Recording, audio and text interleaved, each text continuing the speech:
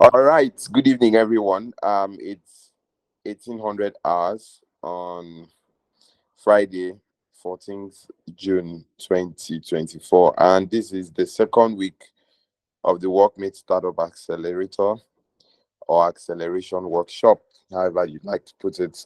We're very delighted to have you all join us again. Last week we had an amazing time with Mr. Richard, who took us on product management best practices. And this evening, we'll be having two intensive sessions. One will be taken by Mr. Elijah Shokenu on startup business growth and revenue generation, while the second will be taken by Mr. Stephen Paul on talent acquisition and retention, ways to foster a culture of innovation.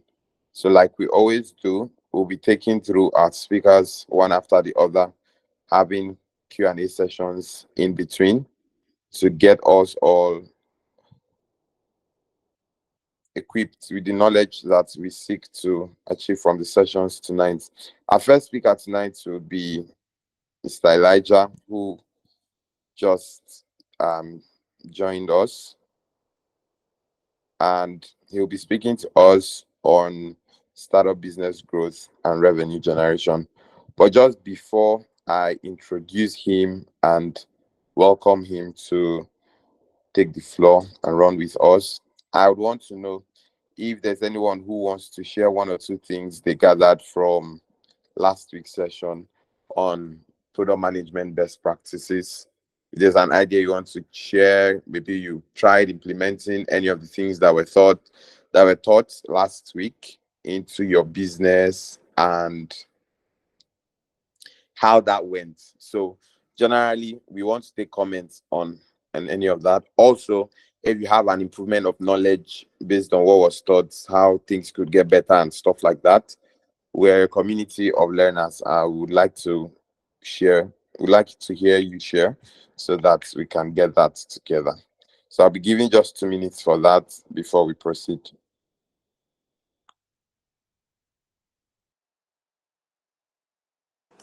They were on my Okay, so no one seems to be speaking. I think it's safe for me to say that we would have taken everything that we learned last week, hook, line, and sinker. And that's okay. That's great. So I hope everyone is pumped for tonight's session. Tonight we'll be having Mr. Elijah and Mr. Steven. Elijah will be taking us on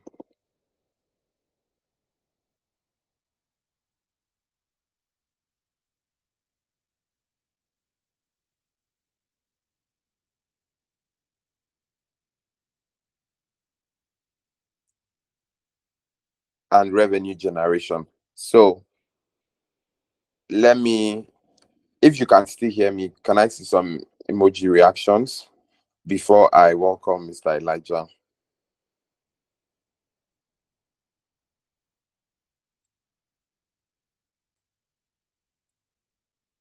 Okay, massive.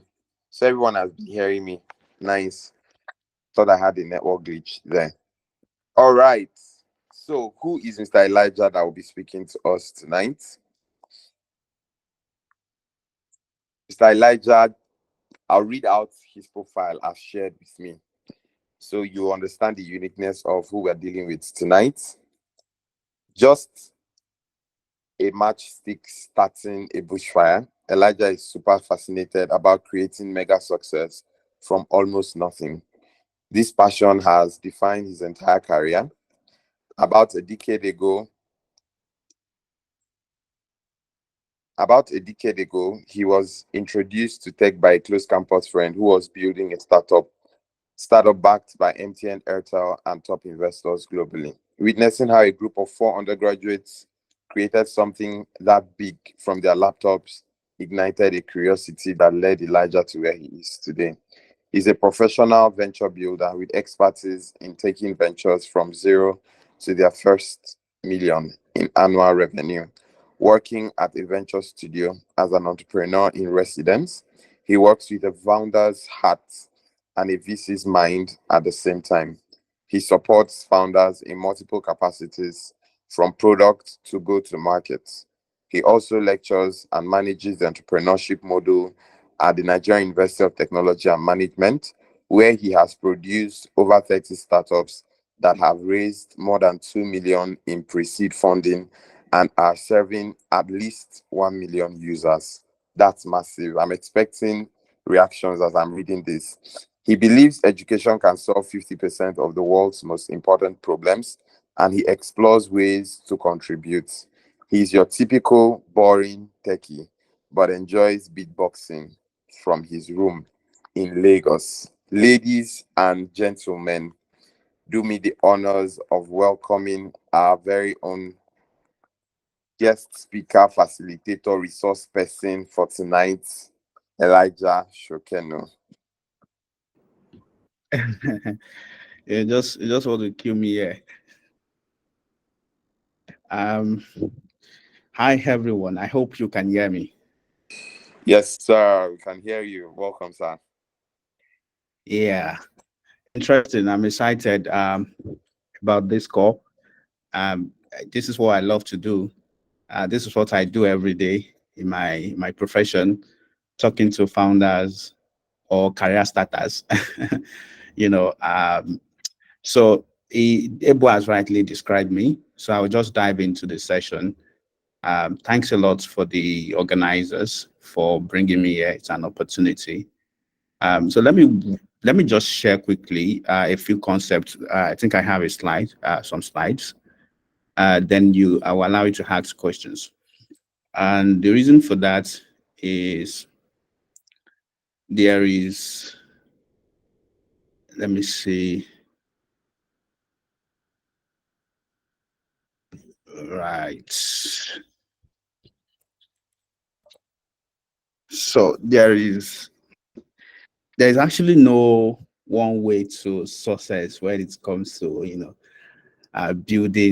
building startups or building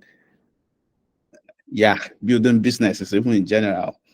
And I'll differentiate that very soon. And that's the reason why I will just explain a few concepts, basic things that everybody needs to know. Anybody trying to build startup success, what you need to know, what you need to understand about startup growth and how to generate revenue. And then you can ask me, all of your questions. It's both art and science. The science part of it is mostly applied, at the very early stage, which I am assuming most of you have, where you are doing your experimentation. I mean, your lean validation, trying to find product market fit and all of that. At the end of the day, even in that process, there's a lot of heart. You will hear some founders, I did this and I made success. Some of those things are not written in books, or they are not principles, standard principles or industry best practices. But by intuition, they practice some of those things and it worked for them. In fact, some of the things that are now principles or standards across the industry today, they were once some people's intuition or exploration. So then because everybody started using them and it seems to be working, so they become standard. So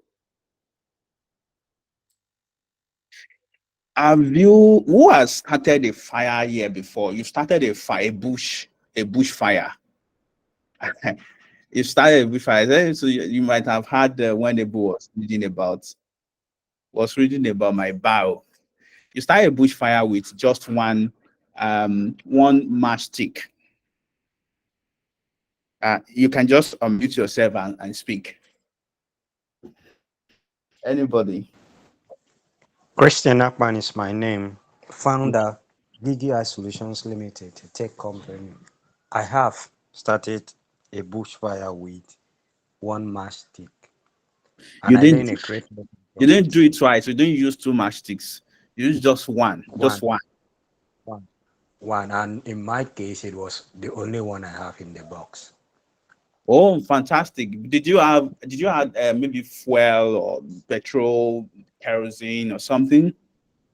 No, No, just the mastic and the dry grasses. Wow, interesting. So, please just keep yourself unmuted. We will be doing this session together. So, I like that, and I want to use your experience to explain a few concepts very quickly. So, could you share with us how how you did that, if you could still remember very well, or today, if you're starting a bushfire? I'm talking of a massive, a mega bushfire. So if you're trying to do that with just one mastic, you don't want to do it twice, you don't want to use two mastics, just one. How will you do that, especially in this rainy season? Okay, for me, there were three things that I didn't know then that were my guiding principles, but it's as I grow in life that I get to know that those things form the basis of my guiding principles. The first thing was I grew up with my grandmom. I observe her every time she's setting up fire. I Mm, observe what she does. So that was my first guiding principle. mm, Then the second one was for me to study the wind direction, to study the wind direction by looking at where the tree leaves are dancing to. So by that I could perceive where the wind is coming, because I know with just one matchstick it's going to be a disaster if I'm going against the wind. mm, So that was second. The third one was to ensure that, yeah, once I have the wind direction and it's stable for maybe few seconds or a minute, I'll have to use my body to back the wind direction and then gather the third principle, ensure that the mm, grass I want to lead on is actually dry, because if it's not dry, it's not going to catch the fire soon as. So once I ensure that these three things were in place, I back the wind direction and then I cover the match box and I put my hand as much as is possible close to the mhm, and the dry grass, and I didn't go for the big ones. mm. I went for the tiny one that looked like strings of maybe threads and so on, and Okay, gather them in packs. So I buried my hand as close to them as possible, and then as I lit, let me say, luck helped me. They caught the fire, and the fire I stayed there and ensured that the flame was strong enough before I leave the wind direction. So that interesting. was Yeah, thanks a lot, Akman, for sharing that.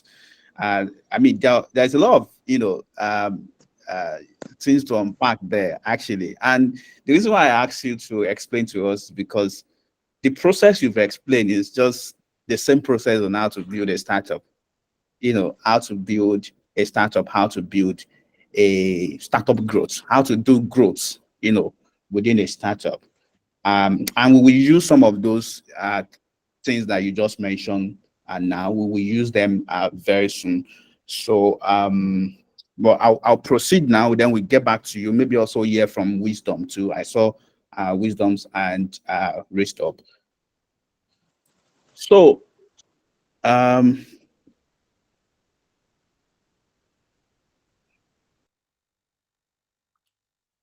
you might have seen this I mean, somewhere. It was a definition by Paul Graham. Paul Graham is the founder of Y Combinator, and it's this is it. So most times you ask yourself, what's these shoes around, startups, and how is it different from even actual businesses? How's, for instance, how's a photo wave different from um Orlando? Sorry, I say Ohando. Sorry, Ohando filling station, or Ohando, I think, or Shell, or Chevron. How is Flutterwave different from Chevron, for instance? How is um how is Amazon different from um what's another big traditional business? Is like traditional business, um say one of these airlines. just any of the airlines, big ones. So how are they different? So startup is got to growth. And what that means basically is that startup is a different kind of business that are basically started for the purpose of, you know, um, mega growth, rapid growth. So it's a different thing. For instance, let's use an example of somebody who is trying to start a barber shop, and somebody who is trying to build a marketplace for barbers. So a barber shop is just in one place. The person might even try and build a network of barber shop, but there's a limit to that capacity, and there's a limit to how many users or how many people he can serve in a day, in 2 days, in a year, for instance. But with a marketplace is, an online place where you find barbers at close location, and then you can just like Uber for Barbie or Uber for barber shop, for instance. That kind of company can create far richer impact. So the person can that kind of platform can serve people from Uyo, from Yola, from different places around the continent, the country, the continent, even globally. Just the same way Uber is doing, globally today. So that's the difference between, but it doesn't mean that the barber shop, is not successful. It's successful in its own, like they are doing well. My process doing a lot of numbers, but it just has limits. But startup is not small businesses, because that's a mistake a lot of people make. Startup is not small business. Startup are, a different kind of business, a different kind of businesses that generally are focused on growing fast. And they use some tools to do that. And that's the reason why you hear them raise a lot of funds. So the funds they are raising is not because they cannot run the business and make profits and just, run a sustainable business. And, just like anybody will start with, like a barber shop, for instance. A barber shop will not go to a venture capital, organization to raise money. Barber shop will just open a shop, and because it has positioned in a strategic location, it will expect that people will come with a little bit of advertisement, maybe play with a banner, play music outside, and just doing some things that brings people to the show. And then, serving one person, two person, three person, it ensures that the service is excellent, and people can refer themselves, and it can continue growing that way, and it can pay himself from profits, after the whole month. And any business should grow that way. But why would a business with almost no traction, or with little traction, with no profits and even no revenue in some cases, approaching venture capital organization, or trying to raise funds? The reason why they are doing that is because they see that money as a growth tool. That money is a growth tool, and what they want to use it to do is to grow massively. Another tool they use is technology. The reason why that marketplace guy is using technology is because he wants a deeper reach.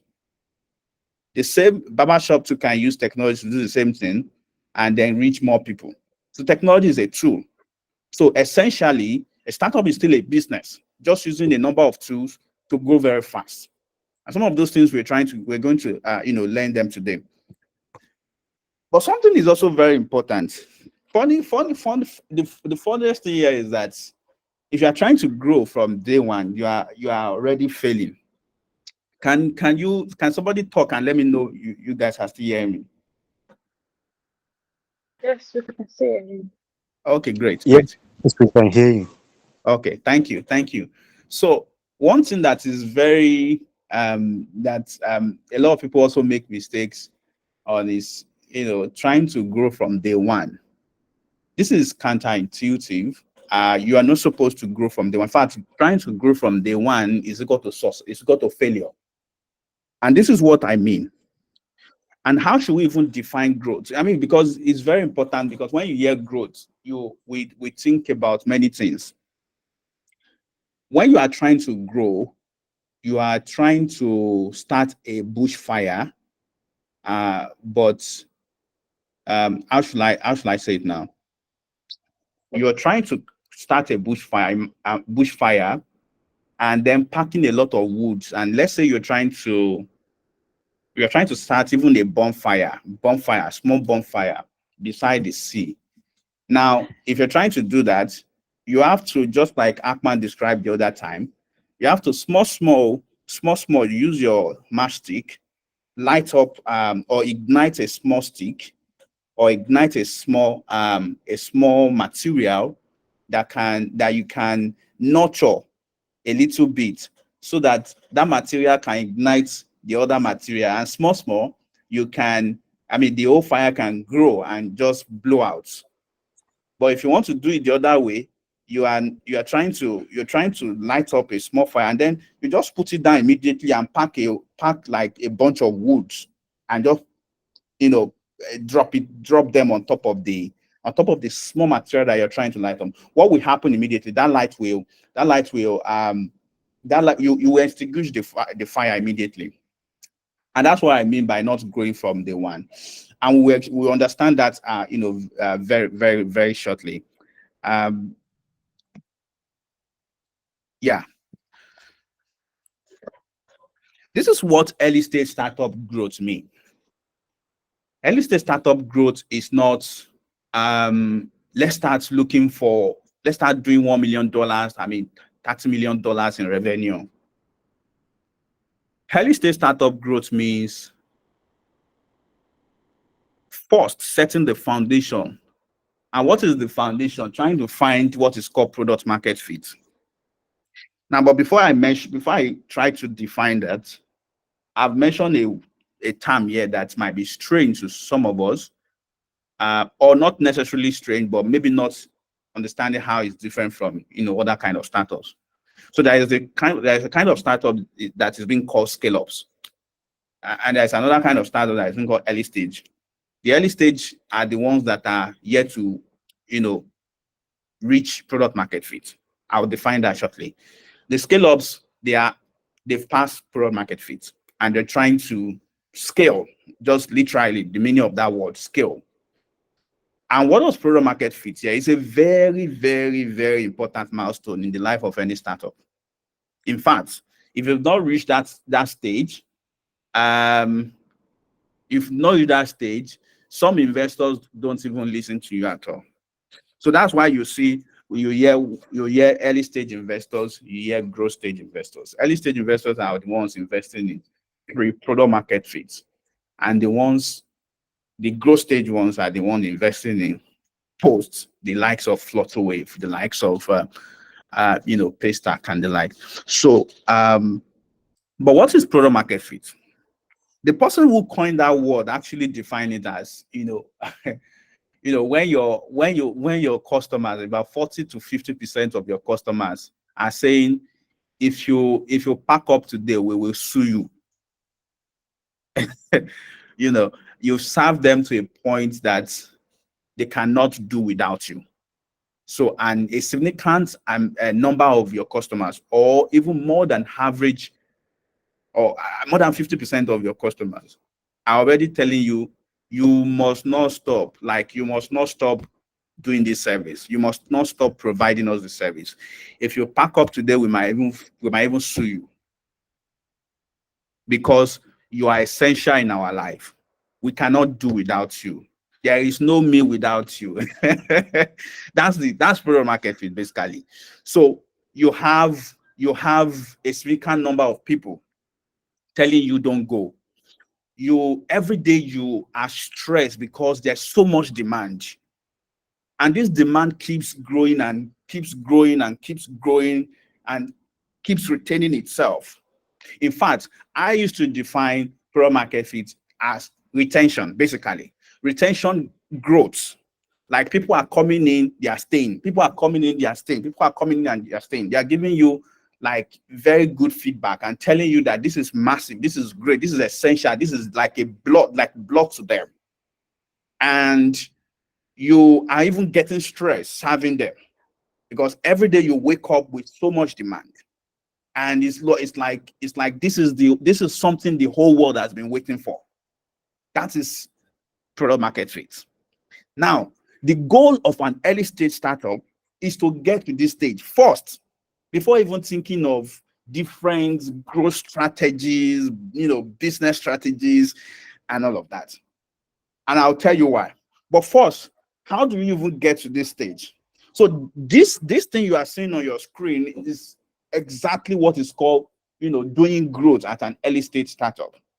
You build, you take it out, you measure, you learn, and you continue building because you make some mistakes. People will tell you, oh, this one is not good. This we don't need this. And so you iterate, you pivot, you do all sort of things, and eventually reach a stage where, wow, this is it. So that's what you do at early stage startup. The reason why I'm focusing on early stage, because I mean, the organizer told me that, I mean, the most startups here, and it's fine. I mean, I play in the early stage startup domain too. If you go my LinkedIn profile, I put 0 to 1 venture builder. So I've never worked in a growth stage company before. All my career, I've worked in early stage companies, and so I understand how things work there very well. So so what you do, this is basically your growth. And you do this so scientifically, in a way that you are so intentional about what people are telling you, how people are using your product, or how people are using your service. And then you keep doing this for more and more people, more and more people, more and more people. And then keep learning and keep iterating, keep learning and keep iterating until you hit that jackpot. In that process, these things are very key for you to watch. So there's something called lean validation, because again, while you're trying to do all of this, going back and forth and trying to understand what is going on, trying to find your business, I used to tell my students, I said, it's about finding out if you have a business or not. So that's because so it's so that's first, before even thinking about different growth strategy, all these massive and gigantic growth strategies that are so groundbreaking and all of that. So you want to be sure you even have a business first. You want to set that foundation. Is very important. But in the process, you will try a number of even growth strategies. But the reason why I don't call those things growth is because you are in the process of finding out. You are not necessarily growing a vertical, or you're not necessarily growing a need, or trying to double down on a certain channel. I'll tell you more about that just very briefly. You're not trying to double down on the vertical, or double down on a particular need. You are still finding what the need actually is. You are still finding what the vertical is. You are still finding what channel will work for you. Where should you be doing your marketing? What should you be telling your customers? And all of that. In the process, you're also doing this process so lean. And what does lean mean in this case is you go out, you come back in. You go out, you come back in. You go out, you learn, you come and iterate. You don't build everything at once. You build small thing, that thing that is called MVP that you already know. You build it, you go out, you learn, you come back in and iterate. And like that, and like that. And you keep growing that user base. You keep growing that user base. You keep increasing that user base and learning with them. So in that process, keep an eye on your value proposition. That is, why are people using you? Why can't people do without you? So that is your value proposition. It's very important you keep your eye on and listen to what people are telling you. Your business models are very, very important. At that level, you might not really have established business model, and it's fine. It's fine. It's fine. You are trying to learn. At that level too, you might not really have a well-defined pricing model. At that level too, you are still trying to find the most cost-effective way to run your system. At that level too, you are still trying to understand how to manage your operations. At that level too, you are still trying to understand who you should be working with, who should be joining your team, what kind of people should you be hiring. Now, in that process, so all you are doing at that very early stage, where you are learning, you are measuring, you are learning, measuring, building, and trying to reach your macro market fit. You are basically trying to establish what these things should be. Now, without all of these things established, you cannot be building, growth strategies. Now, the phase at the left is that early stage where you're trying to find traction. You are trying to understand what is going on here. If I have a business, the one at the left, I'm sorry, on the right, is after that you have a product market fit now. So at that level is where you are expected to be scaling. You are expected to be growing. Now at that level, your focus should be growing because you now understand what you should be growing. But before that, you don't understand. You are trying different things. And at that level, you should be trying different things. You should be exploring different ways. At the same time, keep an eye on something that is things that are working and do less of things that are not working. So, but when you reach the stage where you understand what you're doing, you understand how you should what you should be doubling down on, then what you are now looking for is sustainable revenue. And then in general, by market standard, they normally define that by growing month on month 10%, 20% annually, while you keep an eye on what is called North Star metric. I will explain North Star metric shortly. But yeah, this is where I'm going to end my explanation, while I will call back Akman and Wisdom to come and share, based on the process, based on some of my explanation, how do they think what they've done? So what they've done in trying to start a bushfire with a single mastic, how is that applicable here? Because the reason why I want us to do that is that there's a way that sticks in. It just helps us relate to things that we naturally do. We naturally do every day. Well, not everybody does that every day. Akpan still does that every day. I know the way you describe it, knows that that's an expert level explanation, and I feel like he is doing that every day. So first thing, so North Star metric is basically that's most important metric that your entire organization need to focus on, that everybody's work has to contribute to it. That is what specifically defines your growth. If you look at Facebook now, Facebook will define you as daily active users. So the only thing that is most important to everybody in the entire organization, Facebook or now Meta, is that daily active users. Of course, they'll be doing so many things in different departments, so many things, like different departments with their different, work. But all of those things they are doing, there are different ways of trying to contribute or trying to ensure that daily active users keeps growing, keeps growing, keeps growing, keeps growing, keeps growing. The same thing, maybe Jumia will probably be looking at their GMV. There's something called gross merchandise value. That is how much is being spent on the platform how much is being spent on the platform in general. So they probably be looking at how that is growing every day, as their North Star. Uber will be looking for how many bookings happening every day. How many bookings happening every day. And the reason why they need to look at that is because everything you do on the app leads to booking. Everything that has to do with Uber's growth, is booking. When people book a ride, and that keeps increasing, Uber is growing. And when a booking happens, everything happening on the platform, kind of, comes together. The driver comes together to meet the other user at the other hand, and everything, the customer service is speaking to the driver, speaking to the other person. Everybody is kind of contributing to ensure that booking works. The same thing hotels too, looking at, or maybe hotel online bookings. They'll be looking at how many bookings done in a day. So when you think about, when you're at the stage where things are established, that is your channels, you understand what your value proposition is, like that has been thoroughly, significantly validated, and you understand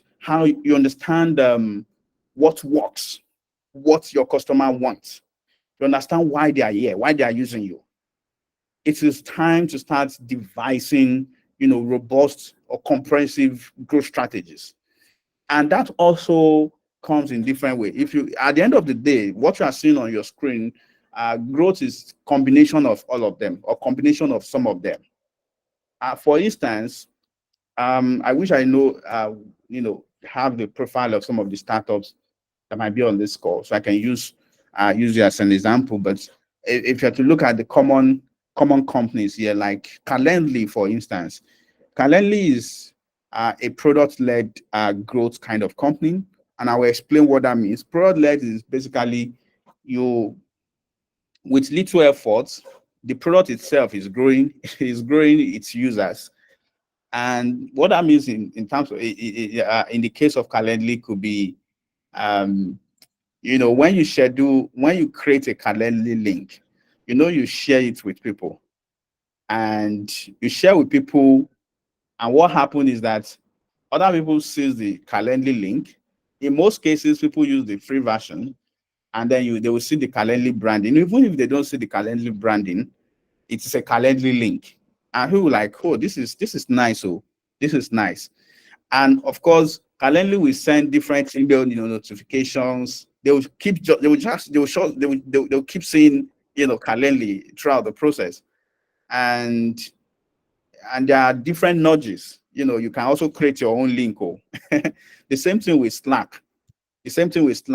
When you create a Slack workspace, you had a number of users, that is your team members, and through that, other people try to create their own workspace. Most people know about Slack from their offices, same thing.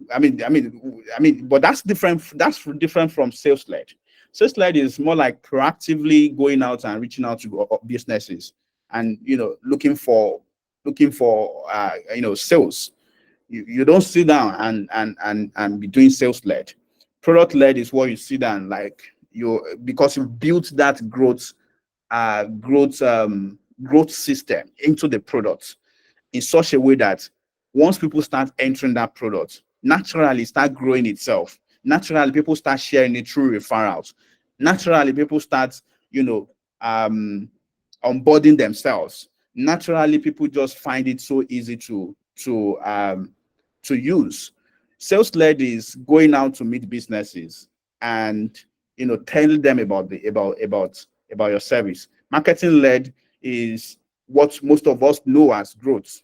when we're starting our professional life, marketing is what when you hear growth, talk about marketing.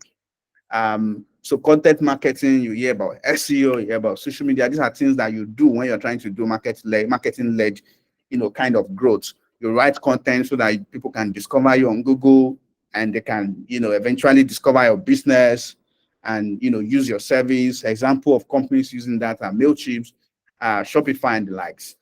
Community-led. An example of community-led business is Discord. You can see how Discord grow. I'm sure some of us, or most of us, know about Discord. Yeah, same thing Notion, same thing Figma. You can see how this company actually grew their business using community. Basically, what that means is it is growing based on user-generated content and people adding themselves into groups. There's a network effect around it. Data-driven is just basically looking what is happening and making decisions from that. Most organizations use that today. Partnership-led is, collaborating with other organizations to ensure that your service is being used. For instance, Mastercard need to partner with financial companies, online financial companies or fintechs, for them to be able to use some of their services, like their cards and likes. Uber, for instance, they need to partner with different different organizations, different organizations. Shopify, the same thing. And this is something a lot of organizations use today. Basically, you build a product, you're practically just partner with another organization to access their network, to access customers, from their hand. So they call that kind of partnership strategic partnerships. Virality-led social media, for instance, TikTok especially. So you build a system where it just naturally prompt things to go viral, and growth is being done that way. So that's basically some of the ways you think about growth, and you have to think about it in a way that works for your own organization. But you cannot know, or you might not be able to really understand what exactly that should be until you've really learned so much about your business, about your customers. You've gotten to a place where there's a repeatable service. People keeps coming back. People keeps coming back. People keeps coming back. People keep coming back. And that's where you can really understand what's working, what is not working. You can understand what channels should I be using. Or you can understand what should I be telling my customers. And that way you can sit down and see what's the best strategy to be using here. So no consultant can tell you what you should be doing, except you really truly sit down with customers and learn with them, and then you can even start talking to customers, so talking to consultants, and they can start sharing with you, guiding you through the process, and all of that. So that's it basically. I've talked so much. I will need to hear from you guys questions, and hopefully I'm able to answer one or two questions before my time runs up, or maybe so it's up already. Wow, wow, wow. Thank you so much, E. That was like startup masterclass from 1.0 to like 3.0 in 40 minutes. Really packed, really heavy. So guys, let's appreciate Elijah for that interactive session that he has taken us through. I know there will be a couple of questions, although I've been writing in the in-call message section for us to drop our messages because of time. And we might just be able to give room for only 2 questions because, Christian, I can see your hand. So we'll give room for only 2 questions, and please just go straight to the question, and Elijah will be able to answer you, and then we can move to the next person. This is just because of our time. I really wish we had more time to be more immersed in this session. This is normally how Elijah sessions are. He can take you through the ride, and before you know it is 3 hours, and you are just listening so attentively. So let me allow Christian Akpan to ask his question. Yeah, Christian. Thank you very much. Please, can you hear me? Clearly, I can hear you. My question is, I want to be very practical and selfish. By that I mean, we run a startup, and we are still within our phase 0 to 5 years of operation. One of the greatest challenge that we've encountered, even though we have devoted ourselves to a lot of acceleration programs like this, to learn basic processes, also leaning on wealth of experiences, having served in some other organizations. The greatest problem we seem to face happens to be with being able to convince um, people who would have lent the supporting hand to start up, being able to convince these people about the idea or the ideology surrounding the startup.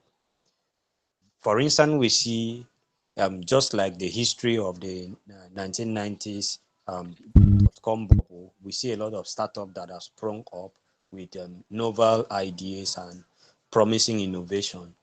But how to be able to convince people who have this maybe money fund this idea? Is there a blueprint? Is there something practical? Is there something adoptable that one can be able to lean on to be able to get this idea started? Um, I, this is very practical and this means a lot to us. That's why I say Mhm. I have to be very selfish about this question. Thank you, sir. Yeah, so you're talking about raising funds or getting, support from externals, right? Thank you. Yeah. Yes. So basically, to be honest, I'm an investor, and I'll be very honest with you. By investor, please don't come and rob me. It's not like I have money to invest. To I basically work in a venture capital organization, meaning that we I take startups through investment process. But we are not the owner of the money. So what you should so there are different ways to get money. And the mistake most startups make at the early stage is trying to approach VC when there is nothing to show. So VCs work with what you can show them. If you say, this is an idea, it's beautiful, it's going to change the world and all of that, you are right. But come and show us. That's the way VCs think. Now you need to devise the best the best funding strategy or fundraising strategy for your company at the very early stage, depending on kind of solutions you are working on. There are some ways you can raise. You can raise funds from grants. You can raise from friends and family, and all of that. So there are a lot of dynamics around trying to get support from the externals as an early stage startups. You need to understand where are you currently realistically, because see, people work hard for their money, and so they want to ensure that that money goes to where we bring return. Practically, if you are the owner of that money too, that is the way you would think. So what they do basically is to ensure that there's a system that assures them that, oh, this where I'm putting my money, there is likelihood that that money will return 10x, 20x or whatever it is in the next 5 years, 10 years. So the way you think about your startup is where am I at the moment? What is realistic at the moment? Do I need grants? Do I need to talk to friends and family? Do I need to, where should I be going? So, and if you could, maybe the way you should have asked the question is, you can help me with some of the tractions that you have and where you are currently. I could easily just tell you this is where you should be focused. But we can talk about that later. You can just reach out to me on LinkedIn, and we can talk about what you should be focusing on so that we don't delay the next session. Phenomenal. Thank you so much. I know that other people have questions and want to go on and on, but because of time, we'll not be able to take that for now. But you can do well to connect with Elijah. Elijah, please help us with your LinkedIn handle in the income message section so that people can connect with you and further ask their questions. We want to sincerely appreciate you. Like, it means a whole lot to us, the depth of knowledge and value that we've shared. Guys, you know how we do it. So before we are done with Elijah's session, let's just appreciate him generally, so lavishly from the depth of our hearts. Thank you so much. We say a hearty thank you to you, Elijah. We really appreciate, and we'll put into practice the lessons that you shared with us. So, moving forward, we'll have. Thank you so much. Thank you, sir.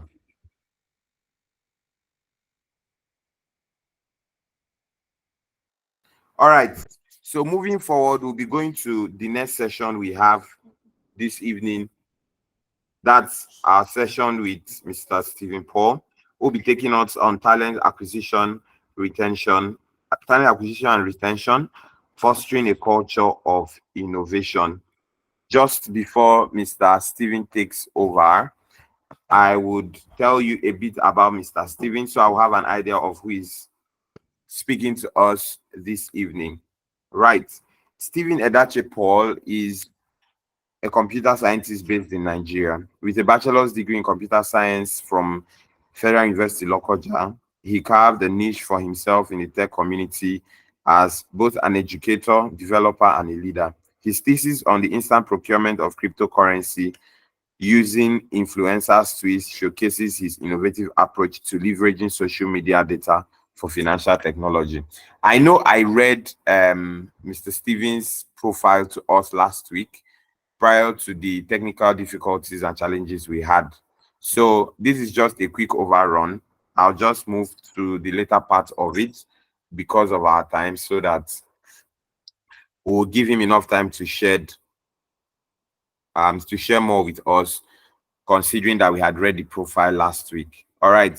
So Mr. Paul is an adept community leader and tech educator based in Abuja. His significant contributions to fostering startup ecosystem shine through his role as the director of Startup Grind Abuja. Through his platform, he has been instrumental in mentoring and supporting early stage startups, providing them with valuable insights, resources, and networking opportunities. His leadership extends beyond the academia into volunteering with various tech initiatives and contributing to development of the Nigerian Startup Act. In his downtime, he enjoys mentoring young tech enthusiasts and exploring the latest in machine learning, cloud computing, and aims to keep being at the forefront of technological advancement and innovation. Ladies and gentlemen, let's give it up for our final resource person for tonight, Mr. Edache Stephen Paul. Welcome, sir. We're happy to have you. Thank you so much. I hope you can hear me now. Yes, I yes, can see all yes, the very well. reactions. Thank you so much, everyone. Thank you. Christian, upon your hand is raised. Do you want to say something before I start? No, so sorry. It must be a mistake. Sorry. Oh, that's fine. That's fine. All right. Once again, thank you to the organizers of this program. I sincerely for apologize for the technical glitch that occurred last week. However, I'm still back with the energy, and I'm here to unleash what I've kept so long away from you guys. Thank you so much, Mary. All right, so today I'm talking about talent acquisition and retention, fostering a culture of innovation. So I guess the moderator had already um, discussed about me, but then I have to put this slide on so everyone can easily see. And one of my role as startup bank director in Abuja is to build a conducive ecosystem for startup owners, business owners, entrepreneurs, and startup enthusiasts in Abuja. So how do we do this? We do it mainly by hosting fireside conversation, um, parties, and also workshop that brings together business owners, startup founders within the ecosystem of Abuja to network with themselves and be able to find lapses, how they could partner and build a solution that covers or that solves a problem for the next billion users. All right, so the overview of this workshop is I'll be sharing why innovation matters, talent acquisition, how to find the best innovators within the ecosystem, and how to retain them, right? How to retain them. I could remember vividly last week, I was trying to share the story of a Googler, someone who got laid off from Google, and then who got laid off. As at that time, he was earning about $9K, but then when he got laid off from Google, he got nowhere to go. Everywhere he turns to, he was told that he was overqualified. So he had to turn back down to start working with a startup, where that ended up paying him about 1,005K per month. So 1,005 per month, and which is quite low. So we're going to talk about how to foster a culture of innovation so that people with these skill sets we won't just lay them off like that. Or better still, you could create another department or another division or another startup and have them manage it. Awesome. So latest trend in this 2030, sorry, 2030, we're seeing latest trend of how new startups are changing the talent acquisition landscape. We could see examples of companies who are into talent hunting, companies like Propel, companies like Luby AI, who are on the who are out there looking for talent to get matched to organizations. However, it will get to a time, it will get to a peak of a time where these companies will have to pivot into some other spheres of talent management and talent retention, not just focused on trying to get these talents mapped to organizations. They're going to focus on how to maintain the retention this organization. If you notice vividly, some of these platform like Propel that are into talent acquisition, you see them that they also partner with organizations within some locations. Let's say organizations within let's say for Lagos, they partner with organizations in Lagos to have those talents have access to basic things, basic necessities. A company that is into automobile, having talents hired through this platform are being paired to gym that are within Lagos, and how people go there and enjoy the benefits of being a staff of this organization, or a benefit of you being hired to do those platforms, right? So if you're a talent and you're hired to those platforms, they get to grant you access to some basic facilities. These are not even opportunities that you get to enjoy directly as an employee of that company, but you get to enjoy it because you got the job, or you applied for the job, or you got the role through those platforms. And that is one way of retaining, let's say, users according to them, or retaining users like that. All right. So why does innovation matters, right? Today's business landscape demands constant evolution, because people have moved from just looking out for talent, putting out vacancy, and now partnering with consultants, partnering with organizations who are into who can easily get them talents instead of going out there and putting out vacancy. But then there are other companies as well who put out vacancies themselves because they felt these people might not have the skill, but once they're able to pass the face of um, passive of reasoning, testing the logical reasoning, testing the aptitude, and testing something, basic testing, to be able to bring them on board, train them, and have them do the job. Company like Azamazda, company like MTN, company like MultiChoice, they look out for talents, hire them as graduate trainees. Even banks too does that. Hire them as graduate training, train them for a period of months, have them sign NDA, and before you know, they get them on board. Why some don't go to those routes? They go to the route of um, asking someone, or asking a company uh, who is into talent management, now you to provide people who are ready for the job. So talent is the cornerstone of a successful innovation engine. That's why innovation matters. And find the best innovators is that one, as startups, or you're starting out, or as business owners, or as skilled people in the field of in your field, looking out to hire talent, looking out to hire people for the role you are asking them to apply for. You need to clearly define the candidate profile, like what to look out for in a candidate. And you also have to develop a strong employer brand that showcases your commitment to innovation. On this, I'll give an instance. My friend who got hired in a company early last year was the company actually put out a vacancy, but then a an employee who worked within the company reached out to my friend to share this experience with them. And by doing that, he told my friend that this and this is what they do with organization. So this is organization, and We are committed into training you. We know you cannot do this job because at first imposter syndrome sets in, and he told him that I don't think I'll be able to get on board and everything. And then the person asked that, you know my skills, right? You know what I could do before now. The company had helped me to do this A, B, C. So he was able to reveal to my friend what the company is able to do, and they're not just into hiring and getting your skills. They get value from you and they give value in return.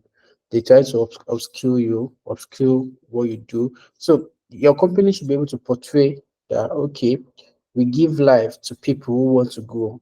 We give voice. I mean, we give voice to, or we give an enabling environment to hear the voices of of our employee. We give ears to their plea, their cry. We can upskill them. So we're looking out for other ways to look. Also, utilize diverse recruitment channels like social media, employee referrals, specialized job board, and you also implement a rigorous but candidate-friendly selection process where find looking out for innovators, right?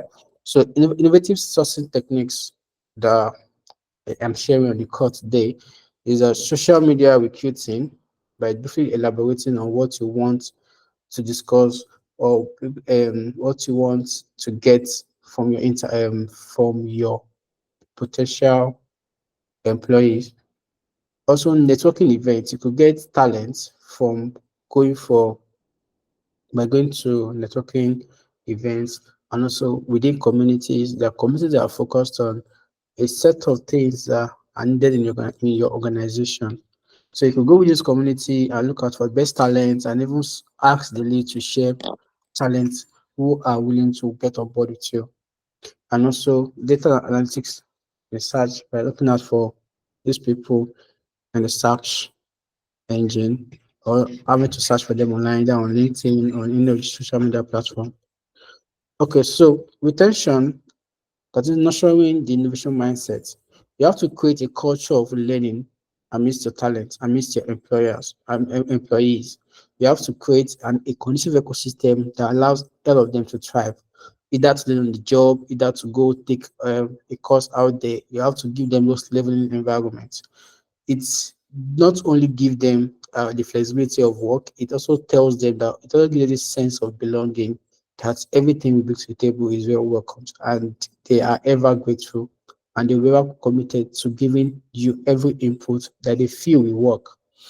Also, offer competitive compensation and benefit packages. So it's not just about giving them the pay. No, there are times you could put a call out for company retreats where you just take them somewhere, have them spend take time off work, off everything, off all life as well, spend time together and then unwind, right? So it's not until you start promising them a millionaire. Of course, you can get a millionaire job, but the job is still after your life. I'm like, cool. So that I should retain money and my life or taking care of your health. So if you're not trying to create that kind of toxic environment for them, you have to put this into consideration. The other things that the other compensation that this thing does not even require money. It doesn't even require monetary gain. But then by giving it out to them and showing them, okay, we have this service package, then they are good to go. You can also partner with organizations where you feel your staff can get or if they want to they need their service, could partner with these organizations and as have them give your talent or your employee some of the services at a discounted rate. So it's not necessarily you putting out money, you're getting this, you're getting that. No, your staff or your talents want that they want that liberty, they want that freedom to be able to explore, not just in the field where, not just in the office, but outside. So if you're creating that conducive eco space for them, they will feel always welcome, both when they are within and when they're outside. Just imagine this as a circle, right? Everywhere they go to of their life, you are involved. They are going home, they know that okay, they are meeting something that has to do with company related. They are going to church, they are still meeting something that look like company related, or maybe the company is maybe the company is paying for their ride maybe for every first Sunday. The company is paying for their ride to church. It's still something that's to do with church. It's also something that do with the company. So you still have this feeling that they are still within the company. They are coming to work. They are coming to work. They are coming to where the company is. They are anyway. Just make sure you're involved in some of the activities and make everything about their life. That's why you always see people that work in fast food restaurants. They give them a lot of competitive sorry, a lot of packaging, a lot of swags, a lot of perks that this person very very difficult to go outside the company where he works to grab some to it, especially the top executives. You hardly see the top executives post the pictures of themselves eating somewhere else and not the company they are working. So they are us as entrepreneurs, as startup founders, as business owners on this call, or as potential entrepreneurs or potential billion startup founders on this call. I wanted to look out of the monetary aspect of it. They could offer them something more that will make your work flexible. Also, provide opportunity for growth and advancement, encourage risk taking and experimentation. Right? I guess there was this tweet I saw where someone blew up an account and then he was scared that he blew up the account, and the boss said, "No, I didn't lose. I just gained. I just trained you so that next time you won't blow up similar accounts." Also, recognize and reward innovative contributions. Each time your talent suggests anything that has to do with your company, that has to do with boosting your company, always accept them, give welcome it, right? Welcome it. Let it go to a phase where they say the business team, the business development team, we have to review it over and over to see if this suggestion works best for the company, or if it's something that has to do with, or let's say you had the yearly retreat in December, and then your talents were now suggesting possible steps the company could take to take to the next height. You could accept, welcome everything. Of course, you have your own plan for the year. You could still welcome these ideas and then pass it on to another team to review it. And if it's an idea that you feel, oh, this idea is best for the first quarter, second quarter, third quarter, or fourth quarter, you have to align them each to each quarter so that the talents who suggest that will feel, oh, of course, I like it. My idea is being used and everything. And since it's a consumer ecosystem, they don't want to even be they don't even feel bad that the idea is still in use or something. All right. So according to survey, workplaces that constantly train their talent acquisition team in spotting the best recruits had 57% increase in the ease of onboarding, and 98. What about my friend who got referred to a company who never posted a vacancy? It has to do with one-on-one. People say the team spreading information to next person, and this person has zero skills before he got to the company. Well, with what the company has done for him, he was able to recommend someone else. So companies should always look out for should always be this ecosystem where whether be you junior, intermediate, or getting started, or expert in a particular field, you should always learn to give back, right? By giving back to your junior, by giving back to anyone, it's a means of building a conducive space for yourself, not for yourself. In fact, where you are not, you can see your staff, your talents, your people joining and giving back to the juniors by having them, okay, I find this task difficult to do. They are the best options. They are the best ways to go about it. And it's helpful. If you don't train your talent to be able to give back to others, you spend huge amount of money paying people out there to come teach your staff, right? So fostering a art of and a culture of innovation is one. Among your team, you have to encourage open communication and collaboration. That is, by encouraging open communication means there are no downloads, there are no hidden or backdoor conversation. Everyone is involved. Everyone knows what is going on in the organization. Everyone was happening. I'm not saying you should make like a open box or a white box thing. Of course, every company should have this black box where not everyone knows what entirely how the process works. But then, if you get to have them involved, have them onboarded, they're able to tell, okay, in order for me to unleash some of the ideas I have as an organization and also feel welcome that this idea that I'm putting out there is welcome, I need to be able to talk to someone, right? And if there's no open communication within my team or with my team members, I might not I have to just swallow it. Or I might just resign and go launch the idea somewhere else. Also, establish cross-functional teams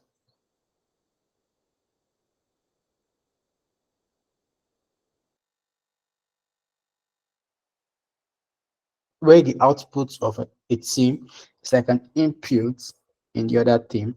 Okay, if you look at the software development life cycle, right? It goes from the phases of planning, so is it ideation? It goes from a phase to a phase to another phase, right? If you look at some of the methodology, like the agile or where everyone all ends are on desk, or look at the waterfall methodology where a team has to be done before the next team start working. However, you could have this kind of agile ecosystem where people can easily communicate irrespective of whichever phase of on the project they are.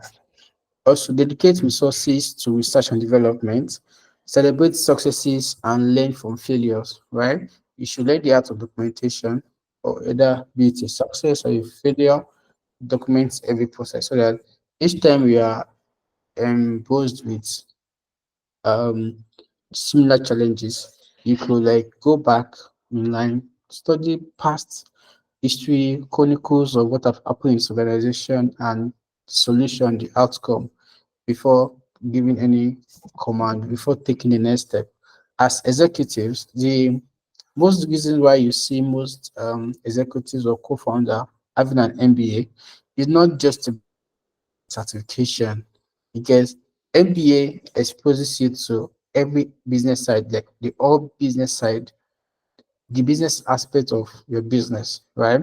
They help you to calculate risk, they help you to assess risk, they help you to manage risk, they help you to manage disputes, manage a lot. You'll be shocked that during your MBA you'll be exposed to how to calculate profits. You've not launched your business yet, you've not launched your project yet, but then you're already calculating profit. You're already learning, okay, if I'm giving out 5,000 naira to this project this month and I'm making 10,000 naira in 5 years' time, am I gaining or the practicals or the applications or even the formula that will tell you that you are losing because the value of 5K today is not the same and the value of 10K tomorrow is two different. You could say okay, 10K in the next 10 years is like 3,000 naira. So you're actually losing. So they'll tell you, they'll expose you to these things, and invariably, as the manager, you have to sit down and say, okay, I love your idea. I love you are very innovative. However, look at this, and that. You're able to explain to your team members or whoever is suggesting to you or any particular idea that look at this, and that, and then they go with it. There are people who I've seen, there are early business owners that I've seen who develop innovative solution to everyone's it's innovative, is this, is that. But when at the better stage, they are up and running, they launched, they're happy that they're now founders. But each time they approach different people, they are always saying the same thing, right? That they're not seeing the sustainability of this product. They'll say, oh, this person is not seeing what they are saying. Of course, people are young. They want to have this title of co-founder, founder. But then they don't understand the business aspect of everything. They felt, oh, it's an idea, right? It should work. It should work. How can we make it work? They are losing out on the spice that will make their project work. They've met with founders, they've met with investor, what's it called? Venture capitalists, people who can support their business. They even projected the solution at an hackathon where they won, but then nobody wants to put the money in it because they felt it's not sustainable, right? So if you're able to keep track of all those things, you're able to know, okay, we launched this project, we launched this application this year, we lost this amount of money. If per adventure in the next 15 years, someone still come on board and say, okay, why not we launch this similar project? Are you as managers see that it's not right, the market is not ready for this product yet? You have to take a pause because if you still go back, it's as if you're repeating the same mistake. You're going to around the circle. Also, lead by example, right? Demonstrate a passion for innovation. Give them a reason to think, right? You could host like a point user section where you have them think and ponder on how to solve a problem.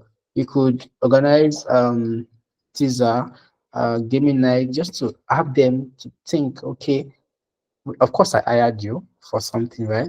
How about apart from just coming to the office, clocking in and clocking out, I don't know other things that you could do. I don't know other um input or value that you could give. And someone will be like, oh, sir, when I was young, I used to love this, I used to love that. Oh, that's great. So why did you stop? Oh, I stopped because I wanted to go learn it from this particular expert, but then I couldn't because I don't have the resources. Of course, okay, no problem. I can give you the resources. Go learn it at least. By the time you come back, you have someone that could do X, Y, Z.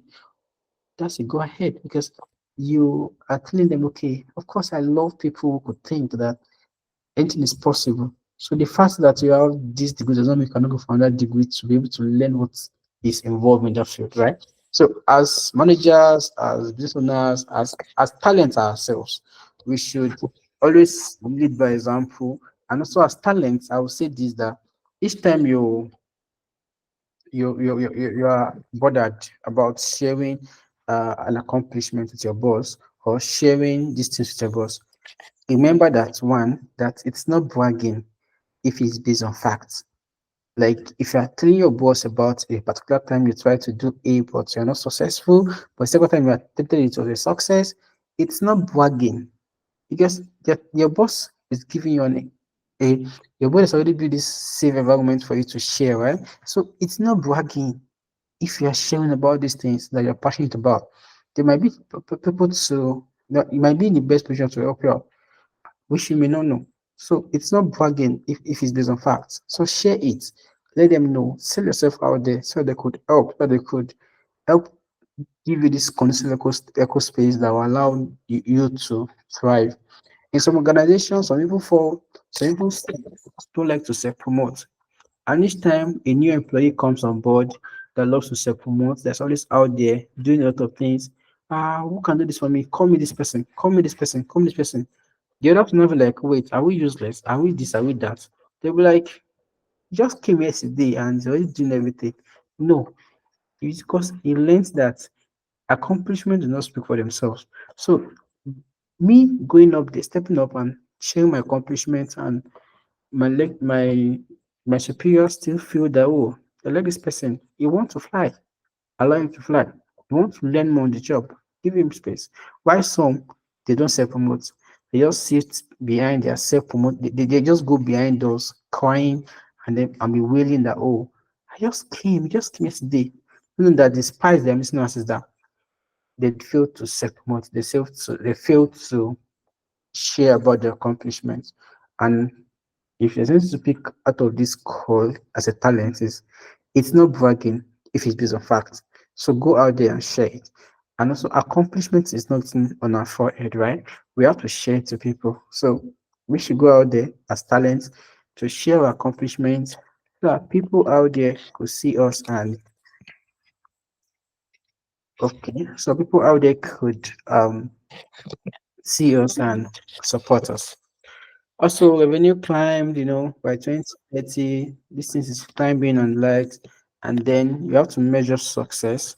Track key metrics related to talent acquisition and retention in your organization. Look out for best time to hire, turnover rate, and employee engagement. Measure innovation output.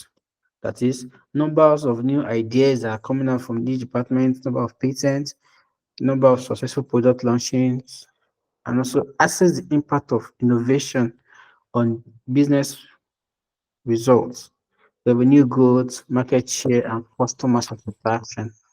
So use cases, as I said earlier, examples of use cases that I would love to share. It's a company who do their these are not just early stage companies. They are like companies who are still coming up. These are companies that are well established, giving rooms to graduates. So they feel these graduates are already have the theoretical skills, right? And they felt they need to bridge the gap between class theories and practical. They give them room to come on board as graduate assistants or graduate trainee or to pick up graduate internship role so they could train them to get onboarded. And as soon as they get in, they are being trained for like 2, 3 months on the job before they get started. When it comes to talent acquisition, provide the rooms for, in summary, provide rooms for people that you feel are best fits and look out for best places to find this talent, right? You can find this talent in at networking sections like networking community, networking events, community events, conferences and the likes. And you can also find them online, right?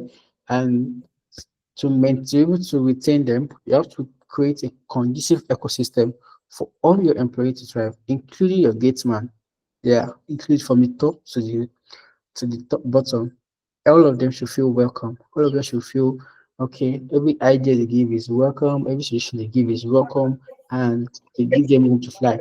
And for your talents, as managers or as head of operations or head of or CEO or co-founders, always for myself, what I do most times when my people is like on Wednesdays, I'll ask people to come around and then I'll ask them what makes them feel remarkable, what makes them feel that they are doing the job well, what makes them feel that the what's being paid, the amount of money they are being paid in the organization. And you hear them unleashing what they've done so far in the organization. You see some telling you that, okay, since I did an organization, I'll be able to manage the product team from this to this, and from this time to this time, I'll be able to launch this product, this product, this product, this product. And someone say from the finance team, I'll be able to cut cost on the cost of this and that. And you see the DevOps engineer also coming on board and say, oh, for the past 3 years I've been in the organization. Before now, organization spend about this amount of dollar on cloud resources, cloud payment, and everything. But since I came on board, I've been able to reduce number of bills, while still maintaining higher resources for our server, for our cloud. Those are things that when they share these things, you feel, well, of course, I like this organization already. I like what my employees are doing. They are doing great. But if you don't get to measure these things, if you don't have to give them room to express themselves, they lose out. Co-founders should give our employee room, our talent room to self promote, like give them room if possible. On Wednesdays, Fridays, we call everyone together. All right, search the paper. I want to know what how you guys are feeling today. What makes you guys feel remarkable? What makes you guys feel right? So that's it. Also, final tips: develop effective communication skills, be on top of recruitment trends, build diverse talent pipeline, broaden and refine interview techniques, and embrace data in decision making.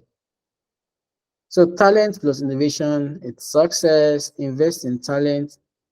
It's an investment in your company's future. A culture of innovation attracts and retains top talent. By empowering your employees to innovate, you can unlock your company's full potential. So together, let's build a better future for everyone. And also, thank you for your dedication in finding the top talents that will bring your startup to a new height. Thank you so much.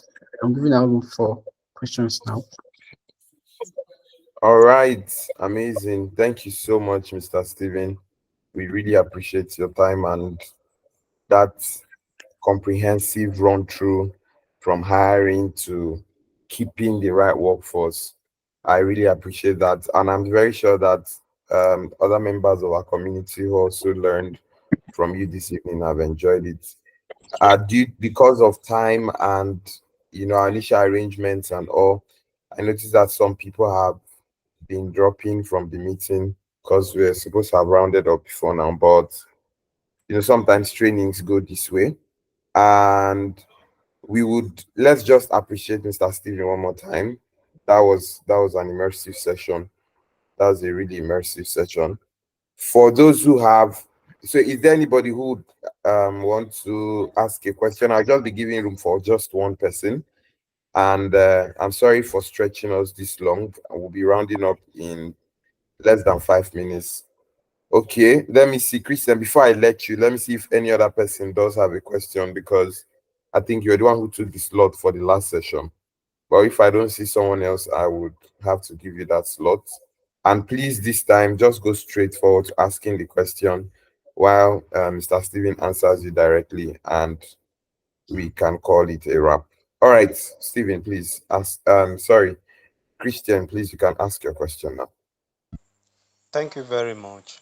Please, my question is, in practical term, maybe one word, how can a typical startup in Nigeria, how can he acquire such startup acquire the needed skill, at least if not adequate, but at least an average skill in terms of, we know that the problem that plagues startup is there are people that start up with less than 10,000, 100,000, and so on. In that capital, we have sensitive things that need to be done for that business, maybe registration and so on, maybe rent. How can such startup attract a talent practically, please?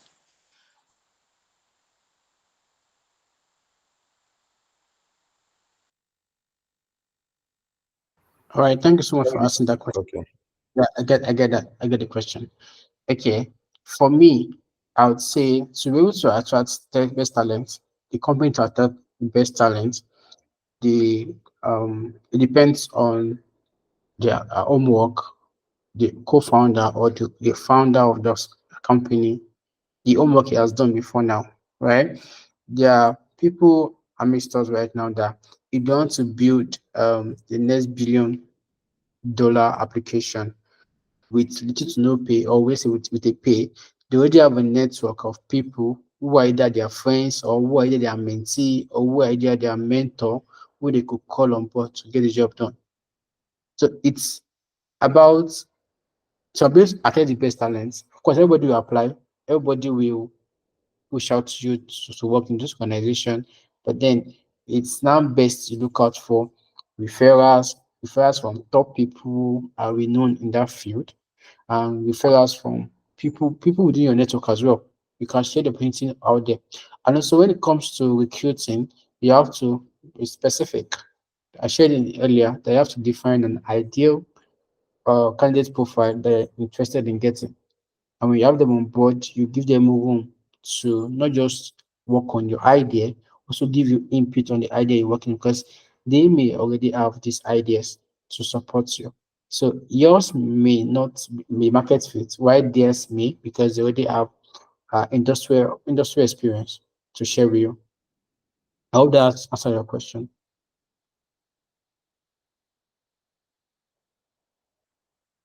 All right. Thank you so much, Mr. Steven. Yeah, that was a comprehensive response to Christian's question. All right.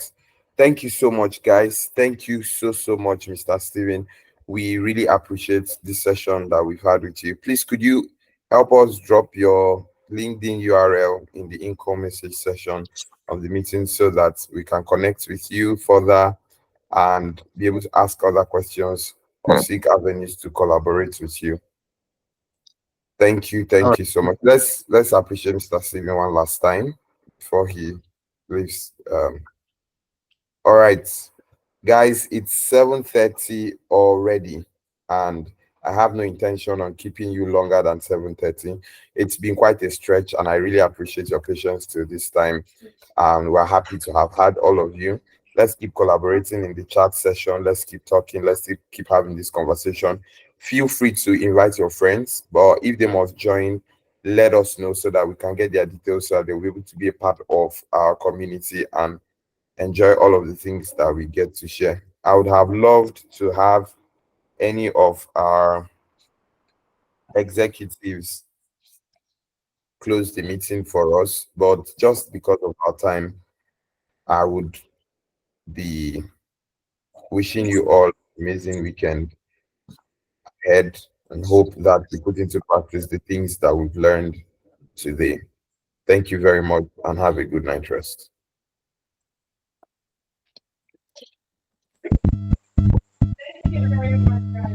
Thank you Have very a much. Have a good night rest.